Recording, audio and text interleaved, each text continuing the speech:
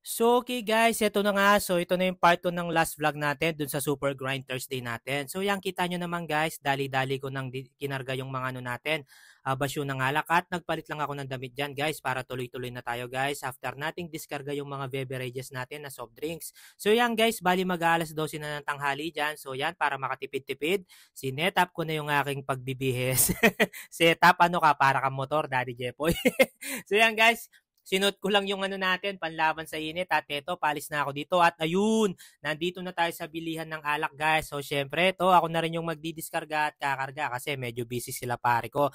So yan guys, konting tulong ko na lang sa kanila yan. Yan, favorite part ko yan guys kasi nasusubukan ko yung lakas ko tsaka parang exercise na rin. So habang nagkakarga tayo at namibili tayo guys, eto, yan, napuno na yan. Shoutout na rin ako. Yan, kikita nyo na lang yung mga pinamili ko pa guys. Shoutout pala kay Ma'am Christina Samonte. Ma'am, thank you sa pag-follow nyo sa akin sa TikTok. Promise, tuloy-tuloy lang po tayo. At kung nasan mang po kayong lupalop ng mundo, ingat po kayo lagi and God bless. At sa mga gusto pa po magpa-shoutout, nako, comment lang po kayo at isa-shoutout ko po kayo hanggat kaya po ni Daddy Jepoy at magpapatuloy lang po tayo sa kasipagan po natin. Thank you po talaga. At ito na nga, sinuswerte tayo. Nakita nyo naman, nandyan pa yung tatay ko.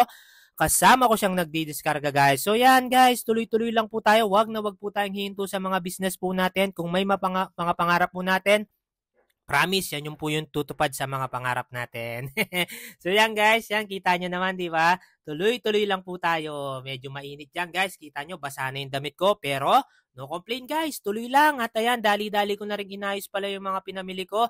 At by the way guys, yung mga ibang pinamili ko rin kanina, aayusin ko na rin para minsanan na lang. At para ma-ready na tayo this weekend guys. So yan, nandito na pala ako sa ano namin, main ref, yan, dinalagay ko na yung pineapple juice, yan, kita nyo naman, kinagamit ko rin sa ano namin, sa business, kaya nagagalit si mami.